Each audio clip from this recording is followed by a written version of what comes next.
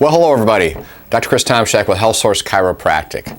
Short story. This morning is about 7 o'clock and I was at the gym doing my high-intensity training workout and I ran into Patrick. Patrick is a very eclectic individual.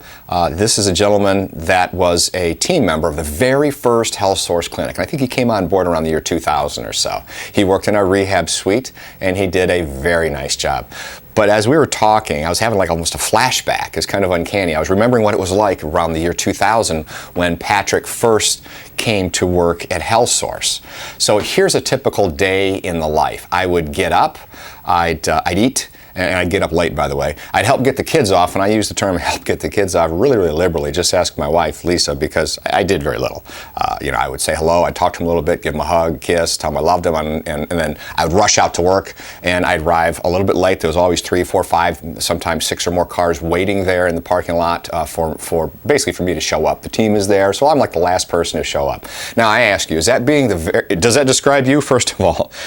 Secondly, is that being the very best you, the best doctor, the best person, the best spouse, the best parent? I don't think so. As a matter of fact, it creates one thing, and it creates chaos.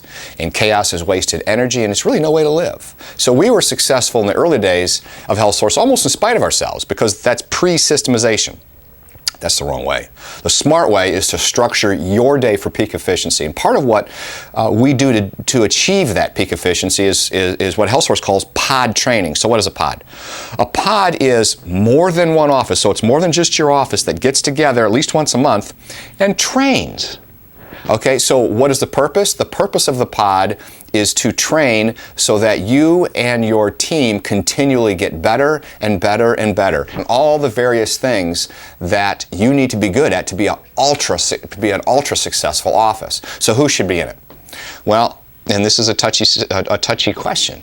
It should be like-minded doctors, like-minded teams, right? So you don't want to get invite a different office, 20, 30 minutes down the road, or even whatever, hour down the road, if they practice totally differently than you do, because it's just going to create a great deal of ill will and a lot of posturing on who's doing it right. So it needs to be an office that is like-minded. And how do you run a pod? Well, one person is a captain, so the captains rotate from pod meeting to pod meeting. So I'll be the captain this time, perhaps you'll be the captain next time, and we run a training program. So what do we train on? We train on virtually everything.